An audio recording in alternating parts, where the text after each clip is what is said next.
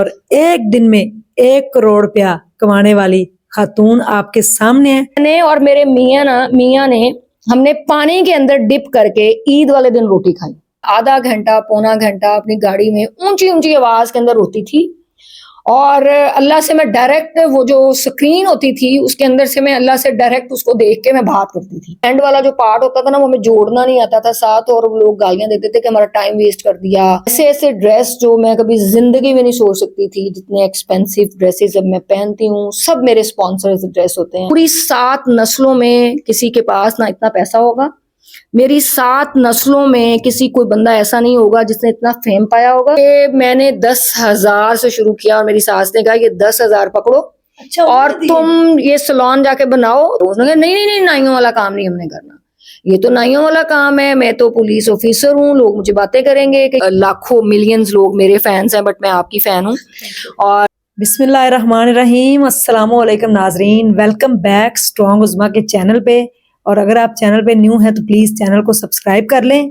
ये एक noble cause के लिए चैनल बना है, और अगर वीडियो अच्छी लगे तो प्यारा सा कमेंट कर दें। और ये वीडियो स्पॉन्सर की जा रही है हॉस्पिटल को, और मैं बड़ी शुक्रगुजार हूँ कि कुछ लोग एक ही दफ़ा कहने से फ़ौरन कहते हैं जी नहीं, अगर ये सदका जारिया नेक काम है तो हमें फ़ौरन जाना चाहिए। मेरे साथ एक आपको बड़ी खूबसूरत सी क्यूट सी एक लेडी नज़र आ रही है, बड़ी डिसिप्लिन के साथ डिसेंट सी बैठी हुई। इनका नाम है फरा जी, और ये फेमस हैं अपने सैलून की वजह से, टिकटॉक के ऊपर, यूट्यूब के ऊपर, और पूरी दुनिया में मेकअप की क्लासेस देती हैं कि आपका जो चेहरा है इसको आपने प्यारा सा कैसे बनाना है। लेकिन इनकी लाइफ की बड़ी एक स्टोरी है, और वुमेन एम्पावरमेंट के ऊपर हम काम करते हैं, और हम चाहते हैं कि हमारी पाकिस्तान की वुमेन जो है वो स्ट्रॉन्ग हो।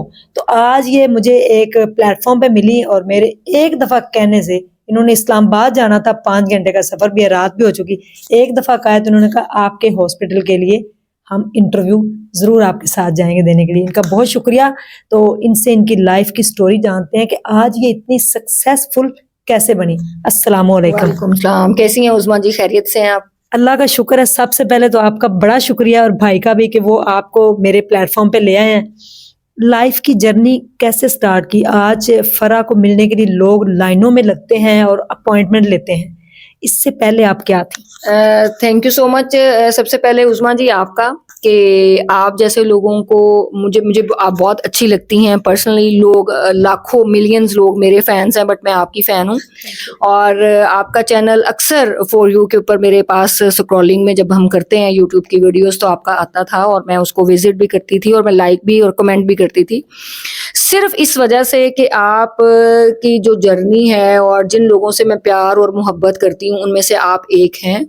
कि मैं उन औरतों से बहुत प्यार करती हूँ जो मेहनत करके अपनी एक अलग पहचान बनाती हैं, और उस पहचान के पीछे फिर लोग बहुत सारे आपके फैंस होते हैं जी।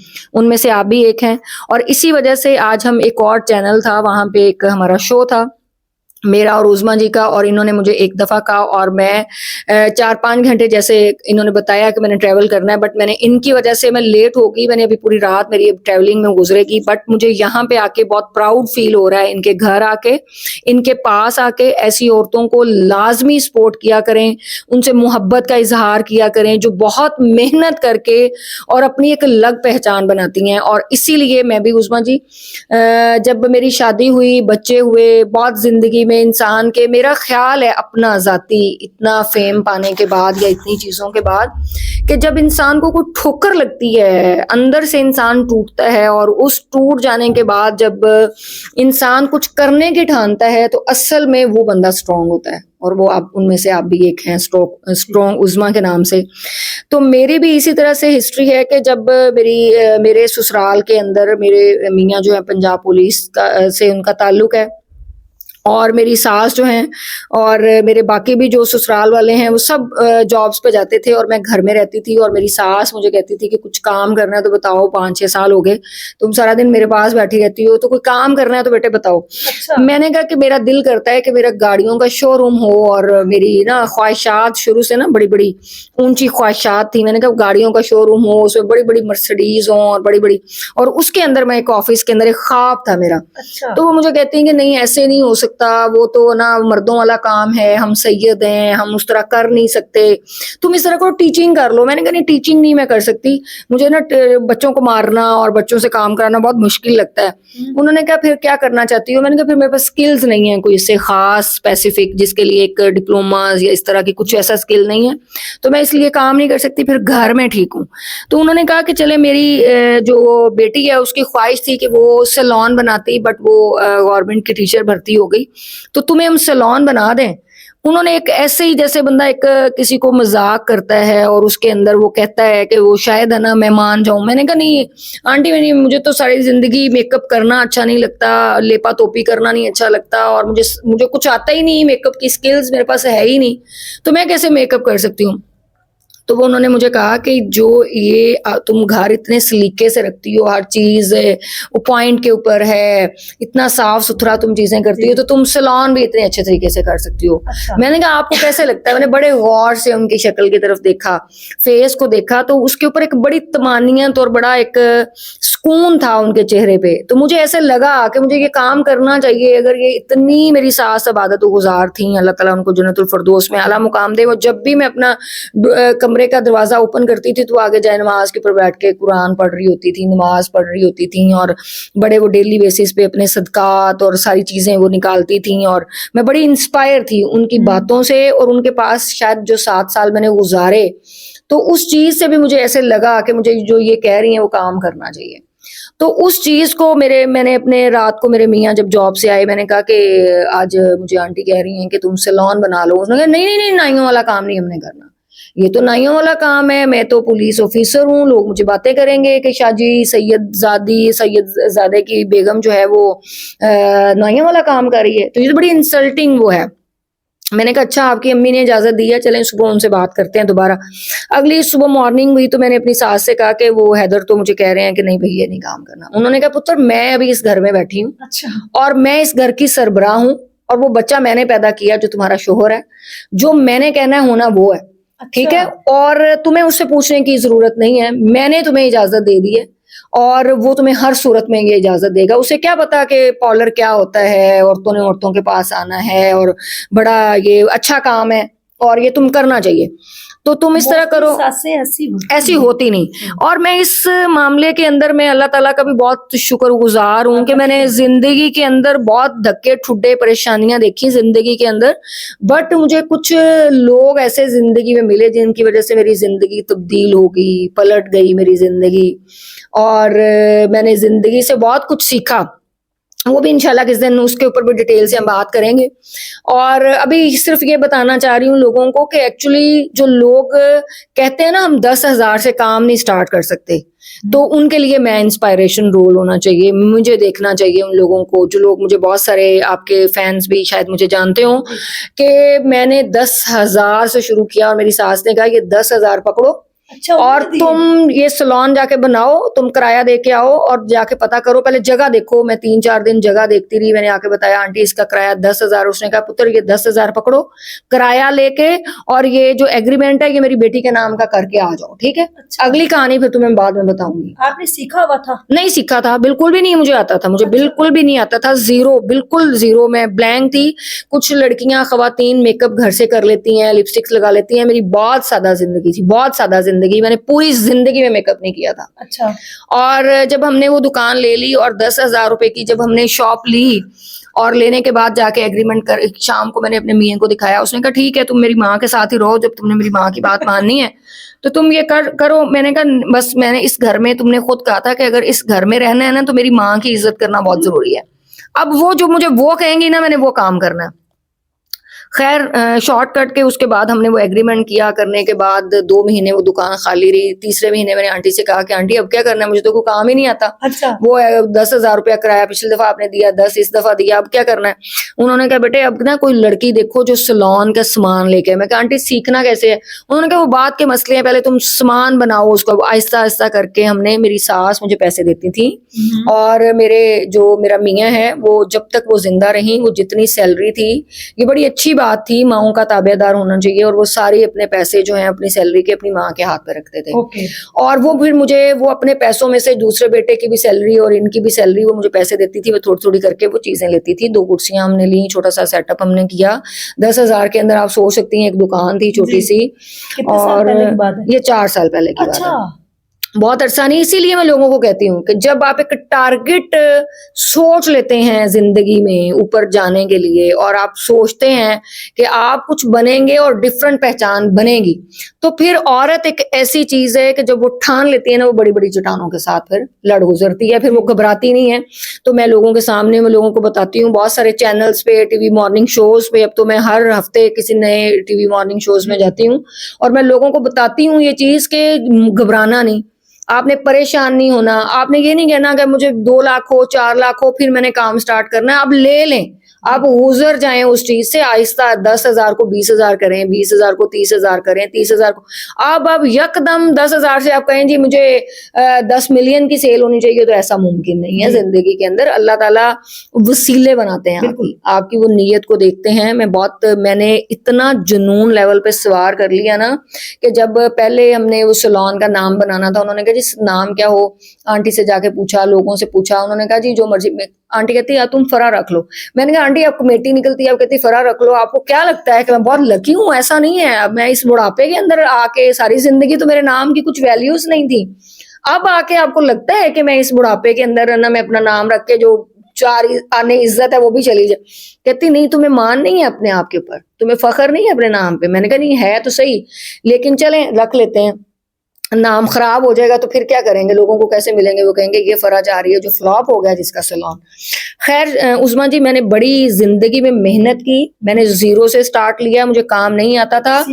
और मैंने लोगों को, जब हमने पहले दिन ब्राइड हमारी बुक की, मेरी नंद अगर आज होती तो वो अच्छे तरीके से एक्सप्लेन करती, मेरी नंद मेरे साथ जाती थी। हमारे पास गंजी ब्राइड आ गई सर से, उसके बल्चर हुआ था, और पहली ब्राइड हमने 5,000 की बुक की और वो सर से गंजी थी, उसको एक्सटेंशन लगानी थी। अब हमें तो एक्सटेंशन नहीं लगानी आती थी, एक ऊपर से सर से गंजी, ऊपर से मेकअप भी नहीं आता था। मैं किसी सैलून पे गई, मैंने उस सैलून वाली लड़की से कहा, मैंने कहा यार एक ब्राइड बुक कर ली है मैंने एक सैलून बनाया है और ना मुझे मेकअप नहीं आता, मैं बड़ी परेशान हूँ, अब क्या करूँ। अब हमने तो उसको ऐसे ही कहा 5,000, हमें तो ब्राइडल का रेट भी नहीं पता, और उसने तो फौरन दे दिया, और सर से गंजी है, अब उसको ब्राइड को कैसे लगानी है एक्सटेंशन। आज से 4 साल पहले 5,000 की भी बहुत अहमियत थी। बिल्कुल। ये तो कोविड के बाद जो है वो एकदम जो है बूस्ट अप हो गई चीजें, और इतनी महंगाई और ये सब चीजें हो गई। तो वो फिर उस लड़की वो हमारे पास आई, उसने मेकअप किया, उसने वो उसको एक्सटेंशन लगाई, वो बड़ी अच्छी ब्राइड बन गई। और उस ब्राइड की वजह से उस पूरे छोटे से एरिया के अंदर इतनी धूम पड़ गई। वो नई एक ब्यूटिशियन आई है, उसने तैयार किया है, तो बस वो धूमें पड़ गई।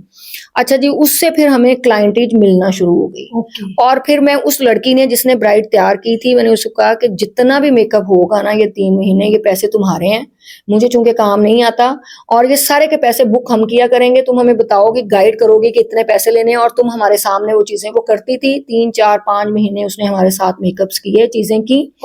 और वो जब करती थी तो मैं खड़े होकर उसको देखती थी, वॉच करती थी। फिर आप बाद में प्रैक्टिस करती थी? बाद में प्रैक्टिस कर, फिर तो मैं पूरे मोहल्ले की औरतों को, आओ आप भी आओ, उसको खींचा, आओ तुम्हें चाय पिलाऊं, मैंने चाय पीनी है, आओ ना आओ। जाहिर बात है, डेफिनेटली जब आप फेम के नीचे होते हैं ना, तो आपको ऊपर चढ़ने का शौक होता है उस्मा जी। जब आप ऊपर पहुंच के नीचे देखते हैं ना, आप कहते हैं उफ अल्लाह, ये इतना आसान था, और उसको करने के लिए इतने प्रॉब्लम्स लोग रोड़े अटकाते हैं आपके लिए कि आप डायरेक्ट किसी चीज के ऊपर, जगह के ऊपर जाके नहीं बैठ सकते। मैं जिस ब्रांड को, मैंने कहा चले शूट करते हैं, किसी ब्रांड पे मैंने जाना, मैंने उन्हें कहना यार मुझे कपड़े चाहिए, उन्होंने कहना किस ब्रांड से आप आई हैं, मैंने कहा नहीं ब्रांड तो नहीं है, नहीं हम नहीं आपको ड्रेस दे सकते। वो अपने ड्रेस जो दिखा रहे होते थे ना, वो इकट्ठे करके ले जाते थे। और आज 4 सालों के बाद वो सब डिजाइनर्स मेरे पास 10-10 जोड़े मेरे सैलून में पड़े रहते हैं, मेरी गाड़ी में पड़े रहते हैं। मैंने कहीं आज 3 साल हो गए मैंने कोई कपड़ा खरीद के नहीं पहना, मेरे टोटल ड्रेसेस स्पॉन्सर्स होते हैं। और मैं ऐसे-ऐसे ड्रेस जो मैं कभी ज़िंदगी में नहीं सोच सकती थी, जितने एक्सपेंसिव ड्रेसेस अब मैं पहनती हूँ, सब मेरे स्पॉन्सर्स ड्रेस होते हैं। और मैं लोगों को कहती हूँ आप मेहनत करें, आपने मेहनत अपने लिए करनी है, आपने काम अपने लिए करना है। ईद के दिनों के अंदर, रमज़ानुल मुबारक के महीने के अंदर हम 5-5 हज़ार का मैं काम करती थी, डील्स लगा के हेयर्स का। और अब तो लातादाद मेरे पास स्टाफ है, अब तो मैं सिवाय मेकअप करने के कोई काम नहीं करती, वो भी लास्ट टचअप देती हूँ। तो मेरे हाथ बिल्कुल ब्लीच कर के फूल जाते थे। और ईद के 7 दिन तक मैं कोई काम नहीं कर सकती थी कि मुझे वो होता था कि ये 5-5 हज़ार करके मैंने कितना 10 लाख कमा लिया, मैंने 5 लाख कमा लिया। और वो अमाउंट मेरे लिए ऐसे होती थी कि जैसे मेरे जब मेरे हाथ दुखते थे और मेरे हाथ के अंदर वो चीज़ें ब्लीच ज़ख्म करती थी, तो वो मुझे एहसास दिलाती थी कि नहीं, मैंने और मेहनत करनी है अभी, मैंने और मेहनत करनी है अभी। और उसके बाद कोविड स्टार्ट हो गया और कोविड में मैंने अपना यूट्यूब चैनल बना लिया और उस चैनल के ऊपर हम डेली एक मेकअप करते थे। वीडियो मुझे एडिट करनी नहीं आती थी, मुझे बहुत शुरू में, मेरी अभी भी वीडियोस पड़ी हैं, बहुत लंबी वीडियोस मैं डालती थी। लोग इतनी गालियाँ नीचे लिखते थे क्योंकि हम सारा मेकअप दिखाते थे और एंड वाला जो पार्ट होता था ना, वो हमें जोड़ना नहीं आता था साथ, और लोग गालियाँ देते थे कि हमारा टाइम वेस्ट कर दिया और एंड वाला तो दिखाया ही नहीं, और हमें समझ नहीं आती थी कि एंड वाला पार्ट उसके साथ कैसे लगाना है। अच्छा। तो जिंदगी के अंदर इतने धक्के खाए, इतनी चीजें की, लेकिन अल्लाह ताला, ट्रस्ट मी, कि अल्लाह ताला आपके लिए वसीले बनाते हैं। जब उन्होंने आपकी जिंदगी को तब्दील करना होता है, मेरे पास एक ब्राइड आई, उसने कहा आप ना इतना अच्छा मेकअप करती हैं और आप बिफोर भी लगा देती हैं, एंड वाला नहीं आप लगाती, क्या वजह है कि आप इतना मेकअप अच्छा अच्छा करते करते एंड पे आप वो दिखाती नहीं है। तो मैंने कहा यार मैं बड़ी परेशान हूँ, मुझे कोई बंदा, मैं इतने लोगों से कांटेक्ट करती थी यार, कोई बंदा बता दो अल्लाह का कि जो हमें ये जोड़नी बता दे वीडियो, जो फॉरवर्ड करनी बता दे, जो उसको मोनेटाइज करनी बता दे। मेरे 1 लाख सब्सक्राइबर हो गए थे जब मेरा चैनल उस लड़की ने मेरा मोनेटाइज कराया, कि मुझे ये नहीं पता था कि ये पैसे आते हैं इधर से, ये मोनेटाइज कैसे होगा, इसको जोड़ना कैसे है। उस लड़की, वो जो मेरी ब्राइड थी, उसने मेरे से डील की कि अगर आप मुझसे मेकअप के पैसे ना लें तो मैं ये सारी चीजें आपको सिखाऊंगी। तो मैंने बड़ी अच्छी अच्छी एक्सेप्ट कर ली फौरन वो डील, कि मैं तो इतने अरसे से ये ढूंढ रही हूँ। और 1 साल के बाद अल्लाह ताला ने कोई बंदा ऐसा मेरे पास भेजा जिसका अपना उसका कुकिंग का चैनल था, उसने मुझे सारी चीजें सिखाई की, बस उसके सिखाने की देर थी। फिर हमने ऐसे चर्चे मचाए उसके अंदर और उसके बाद फिर मैंने लोगों को कहना शुरू किया, क्योंकि मुझे वॉइस ओवर नहीं करनी आती थी उसके अंदर, क्योंकि हम ऐसे वीडियो बना के लगा देते थे। फिर वॉइस ओवर जब करनी आई तो फिर मैंने लोगों को बोलना शुरू की कि आप मेरे स्टूडेंट्स आए, सीखें। करते करते करते 1 लाख रुपए का हमने फीस रखी शुरू से, अभी तक हम वो 1 लाख रुपया ले रहे हैं महीने का। मेकअप और हेयर स्टाइलिंग हम सिखा रहे हैं। उसके अंदर 1 महीने में 50-50 स्टूडेंट्स भी आई, 50 आई 50 लाख आ गया, 60 आई 60 लाख आ गया, 70 आई 70 लाख आ गया। तो उस्मा जी, जब मैं सुबह उठती थी और मुझे लड़की रिसेप्शन वाली कॉल करती थी, मैडम 20 स्टूडेंट्स आ गई हैं, आज 20 एडमिशन हुए, 20 लाख आ गया। तो आप यकीन करें, वो 20 लाख रुपया लेके जब मैं शाम को घर जाने लगती थी, मैं आधा घंटा पौना घंटा अपनी गाड़ी में ऊंची ऊंची आवाज के अंदर रोती थी। और अल्लाह से मैं डायरेक्ट, वो जो स्क्रीन होती थी उसके अंदर से मैं अल्लाह से डायरेक्ट उसको देख के मैं बात करती थी। और उस दिन से लेके आज दिन तक मैं अल्लाह से डायरेक्ट बात करती हूँ। अब तो मुझे ऐसा लगता है कि मैं कोई बात करती हूँ और वो बात मेरी फौरन कबूल हो जाती है, कि मैं कोई चीज सोचती हूँ और फौरन हो जाती है। अब मुझे ऐसे लगता है कि वो जो हम पढ़ते थे, देखते थे कि अल्लाह शारक से ज्यादा नजदीक है। तो मुझे मेरे मियाँ कहते थे, तुम्हें लगता है कि तुम कभी सेलिब्रिटी बन जाओगी, तुम इतनी मेहनत करती हो, तुम ऐसे। आज जब लोग मेरी पोस्ट पे लिखते हैं कि एक फेमस सेलिब्रिटी, एक फेमस मेकअप आर्टिस्ट, एक फेमस यूट्यूबर आपको क्लास देने आ रही है, और मेरे नाम का 15-15 हज़ार का जब टिकट सेल होता है और लोग मेरी एक झलक देखने के लिए लड़कियां तरसती हैं, लड़कियां कहती हैं मैडम हम आपको हाथ लगा के फील करना चाहते हैं। तो वो जो उन लोगों का प्यार है, वो मुझे ऐसा लगता है कि वो सच्ची मोहब्बत है।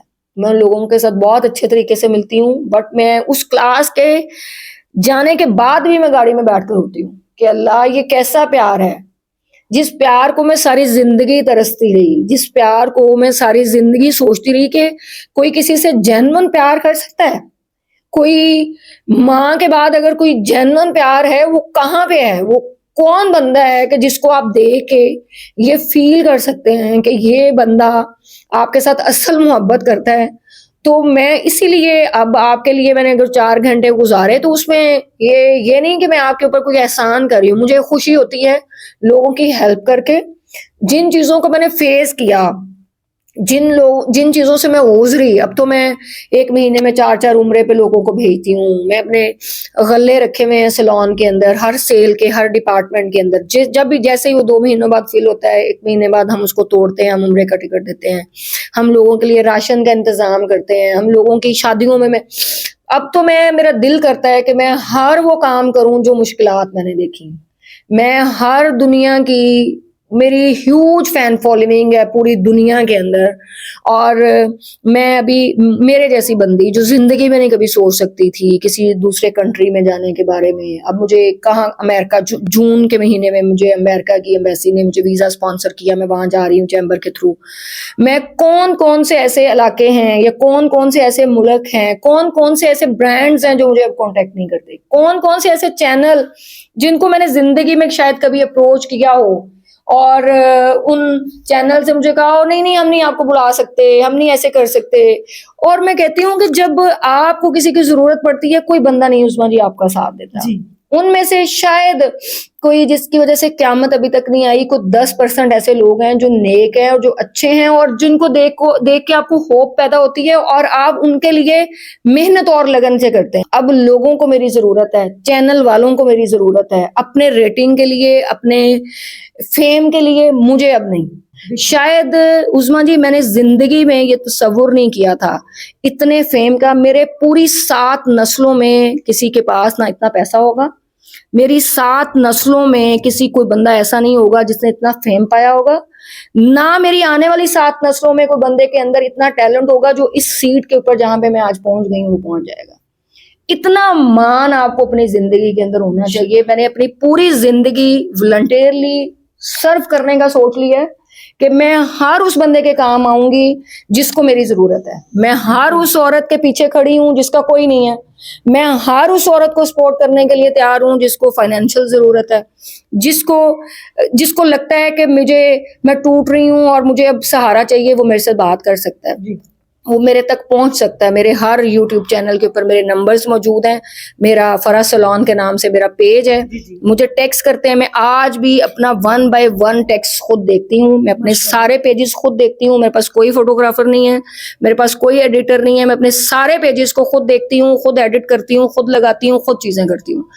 तो अगर मेरे जैसी बंदी जिसको जिंदगी में कुछ नहीं आता था, जिसके पास जिंदगी में अपना कुछ नहीं था, अगर वो एक इतनी कामयाब औरत बन सकती है बगैर ब्लैकमेल हुए, बगैर किसी का सहारा लिए, बगैर भीख मांगे, किसी के आगे आज दिन तक हाथ नहीं फैलाया। सम टाइम ऐसे हालात आए, मेरे मियाँ एक दफा किसी केस में डिसमिस हो गए, पंजाब पुलिस के बहुत मसले मसाइल होते हैं। तो मैंने और मेरे मियाँ ने हमने पानी के अंदर डिप करके ईद वाले दिन रोटी खाई। मैंने अपनी अम्मी को नहीं बताया, मैंने अपने भाई को नहीं बताया, मैंने अपने ससुराल में नहीं किसी को बताया कि आप हमें 5,000 रुपया दे दें और हमें अपने घर में रोटी बनानी है। हमने वो 5 दिन, मेरे सैलून के अंदर वो काम नहीं था, ईद के दिन थे, बंद था सैलून, और चूंकि जो हमने पैसा कमाया, चूंकि इतना पैसा लोग देते नहीं थे, हम छोटी छोटी डील्स लगाते थे, तो जो लोगों की तनख्वाहें थी उन सबको दी कि ये जाके अपने घरों में रोटी खाएं, और अपने रेंट सारे दिए, चीजें दी। और उन दिनों के अंदर हालात इतने टाइट थे कि हमने डिप करके पानी के अंदर 5 दिन हमने जो टुकड़े पड़े हुए थे हमने उसके साथ रोटी खाई हुई है।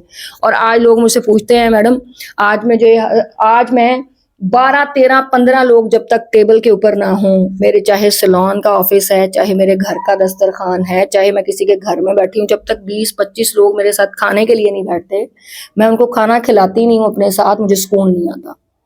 कि वो तंगियां, वो जो बेबसी है, और उस बेबसी के साथ मैं अपने अल्लाह के साथ बात करती थी, और वो अल्लाह मेरा वो सहारा था कि जिसको मैं अपना सारा दुख बताती थी और फिर मैं अगले दिन के लिए और मजबूत होकर निकलती थी। और इसलिए मैं चाहती हूँ कि जिन चीज़ों से मैं सीखी, मैंने YouTube के ऊपर पूरी कंप्लीट एज इट इज़ वैसे वीडियो डाली जिसका हम सैलून में पैसे लेके सिखाते हैं, वो फ्री ऑफ कॉस्ट लोगों के साथ, कोई उसको एडिट नहीं किया उन वीडियोस को, कि हम उसको दिखाएं कुछ और, लगाएं कुछ और, सिर्फ इसलिए कि जो औरतें जो मेरी तरह बेबस हैं, जो अपना दुख किसी के साथ शेयर नहीं कर सकती, जो अपने, जब आपने अपने घर बसाने हो ना, फिर आप अपने ससुराल की बातें अपने माँ बाप को नहीं बता सकते। और अपने माँ बाप की बातें अपने, औरत बहुत स्ट्रांग होती है, वो अपने अंदर गम पाल पाल पाल पाल के इतने बड़े बड़े गोले बन जाते हैं उसके अंदर, और वो उन गोलों के साथ चलती है और वो लोगों को दिखाती है। तो इसलिए जिंदगी ऐसी है उस्मा जी। थैंक यू, आपने हमारे हॉस्पिटल के लिए ये अपना इंटरव्यू दिया। और मेरे सारे फैंस जो हैं वो उस्मा जी का चैनल सब्सक्राइब करें, इनको फॉलो करें और इनके कमेंट्स करें और इनकी वीडियो को लाजमी शेयर करें प्लीज। ऐसी औरतों को लाजमी सपोर्ट किया करें, मोहब्बत दिया करें, बजाय गंदे कमेंट्स करने के, इनको क्रिटिसाइज करने के। आप लोगों को अगले बंदे की हिस्ट्री का नहीं पता होता कि अगला बंदा किस तरीके से, किस मजबूरी से, किस लेवल तक पहुंचा है। उसके दुखों को आप एनालिसिस नहीं कर सकते। आपको क्या पता वो रब के कितना करीब है, आपको क्या पता वो लोगों के दिलों में कितना करीब है। लेकिन ये चंद एक लोग जो खुद तो मेहनत नहीं कर सकते बट वो लोगों को सिर्फ क्रिटिसाइज करते हैं। तो अल्लाह ताला ऐसे लोगों को भी हदायत दे। और उस्मा को बहुत प्यार देना है। जितने मेरे फैंस हैं, मेरे 5 लाख जो सब्सक्राइबर हैं, वो सब के सब उस्मा जी को फॉलो करें और इनको भरपूर सपोर्ट करें। अल्लाह ताला इनको लंबी सेहत वाली जिंदगी दे। और मैं आपको बहुत मुकामे बुलंदी पर देखना चाहती हूँ उस्मा जी। और मैं चाहती हूँ कि लोग अपॉइंटमेंट लेके आपसे मिलें, लोग तरसें आपकी एक झलक देखने के लिए, और वो वक्त दूर नहीं है इंशाल्लाह। थैंक यू, बहुत शुक्रिया। और ये होती है औरत। अगर औरत को पहचानना है आपने, तो अपने आप को पहचाने। आप ऐसे कहती हैं हस्बैंड ने छोड़ दिया है, डिवोर्स हो गई है, बच्चे रो रहे हैं, मेरे पास ये नहीं, मेरे कोई भी स्किल है, जरूरी नहीं कि आपके पास पार्लर की स्किल है या सिलाई स्कूल की है, कोई भी स्किल है। स्टार्ट किया उस्मा जी, घर से बैठ के 2.5 साल तक घर बैठ के पैसा कमाया। ये जो मैं 70 लाख 80 लाख 50 लाख की बात, किसी दिन 100 स्टूडेंट भी आया, वो तब आया जब दूसरी ब्रांच शिफ्ट कर ली, जब एक कमरे के अंदर अफरा तफरी मच गई। अब एक कमरे के अंदर अगर 25-30 स्टूडेंट्स आपके पास आते हैं तो वो बहुत ज्यादा हजूम आ जाता है। तो लोग, मेरी वो भी वीडियोस पड़ी हुई हैं जिसके अंदर 50-50 स्टूडेंट आए, जब 60 आए, जब 70 आए, जब 80 आए, जब 100 आया। 100 का 1 करोड़ पे एक दिन में कमाया, एक दिन के अंदर कमाया, इससे भी ज्यादा भी कमाया। अब तो मैं एक ब्राइड का 1 लाख रुपया लेती हूँ। तो आप सोच एक दिन में कितने पैसे कमाए? एक दिन के अंदर। अब क्यों आप एजेंसियों को मेरे पीछे लगाने लगी हैं? शुक्र अल्हम्दुलिल्लाह अल्लाह की जात का उस्मा जी। मैं जितना गिड़गिड़ा के शुक्र अदा करूं, मेरी गाड़ियां मेरी ख्वाब थी जो मैं शोरूम बनाना चाहती हूं। वेरी सून इंशाल्लाह शोरूम भी बनाऊंगी जिसके अंदर सब मर्सिडीज और सब हाई लेवल की गाड़ियां होंगी। मैंने भी दे दे इंशाल्लाह उस्मा जी। और आपके चैनल के तवज्जुद से मेरा एक सक्सेसफुल ब्रांड ट्रू टोन के नाम से पूरी दुनिया के ऊपर हम उसके लिए काम कर रहे हैं। जो मेरा इतना सक्सेसफुल, इन लोगों ने प्यार दिया, इन लोगों ने मुझे सपोर्ट किया, और मैं हाथ जोड़ के आप सबका शुक्रिया अदा करती हूँ। मैं बहुत एक गरीब बंदी हूँ जिसको आपने प्यार दिया, आपने मोहब्बत दी। और मैंने शायद कभी भी जिंदगी में ऐसा इंटरव्यू कभी किसी चैनल को नहीं दिया, क्योंकि मैंने किसी को इस काबिल नहीं समझा कि मुझे किसी ने इतने प्यार और मोहब्बत से, अगर किसी ने अपने चैनल पे मेरा इंटरव्यू करते तो मैं जरूर अपनी जिंदगी की हिस्ट्री बताती। और उस्मा के अंदर मुझे वो प्यार मिला, मुझे वो मोहब्बत मिली और मुझे वो खुलूस मिला इनकी आंखों में, इनकी चाहत, तो जिसकी वजह से आज मैं मजबूर हो गई और बेबस हो गई इनके घर आने के बाद। Thank you so much. जितना भी आपका मैं शुक्रिया अदा करूं वो कम है। इंशाल्लाह बहुत जल्द आपसे मुलाकात होगी। और एक दिन में 1 करोड़ रुपया कमाने वाली खातून आपके सामने है, जिनको कुछ नहीं आता था, और इनकी सास को अल्लाह जन्नतुल फिरदौस में आला से आला मुकाम अता फरमाए, जिन्होंने इनका बाजू पकड़ा और इनको स्टैंड किया। तो सास अगर माँ बन जाए ना, तो फिर आप जिंदगी की हर जंग जीत सकते हैं। मैं कहना चाहूंगी आपके चैनल से जाते जाते, प्लीज अपने माँ बाप की जरूर खिदमत करें, वालिदैन को बहुत प्यार दें। मेरी माँ की बहुत दुआएं हैं मेरे साथ। मेरी माँ अगर आज भी मुझे कह देना कि सांस लेना बंद कर दो, तो मैं सांस लेना बंद कर दूं। मेरी कामयाबी का सबसे बड़ा राज भी यही है कि जहां मेरी माँ है वहां पे कोई दुनिया का बंदा नहीं हो सकता। प्लीज अपने पेरेंट्स को, जब वो बुढ़ापे के अंदर होते हैं और आप जवान हो जाते हैं, तो आप उनके ऊपर वही प्यार दें कि जब वो बचपन के अंदर आपको पेशाब वाली जगह से गीली जगह पे खुद सोती थी माँ, और खुद बच्चे को एक साफ, आजकल तो पैम्पर्स आ गए, हमारे जमाने में हमारी माओ ने ये किया, और वो माएँ आज हमारे लिए सलाम है। अल्लाह ताला सबकी माओ को सलाम, इसलिए हम माओ को बचाना चाहते हैं उस हॉस्पिटल के लिए। इंशाल्लाह अल्लाह ताला आपके हॉस्पिटल को बहुत कामयाब करे। मेरी पल पल आपके साथ सपोर्ट है, एक एक सेकंड के बाद आप जब आवाज दें मैं आपके लिए हाजिर हूं। आपका बहुत शुक्रिया। अल्लाह ताला आपको सलामत रखे, आपके बच्चों की तरफ से आपको ठंडी हवाएं आए और आप खुशियों भरी जिंदगी पाएं और आपका शोरूम दुनिया के हर कोने में हो इंशाल्लाह। Thank you so much. ढेर ख्याल रखिएगा, दुआओं में याद रखिएगा। कमेंट्स बॉक्स के अंदर आपकी राय बहुत जरूरी होती है, चाहे आप हमारे अगेंस्ट जाएं चाहे फेवर में जाएं, लेकिन अपनी मेंटालिटी जरूर शो किया करें। अल्लाह हाफिज।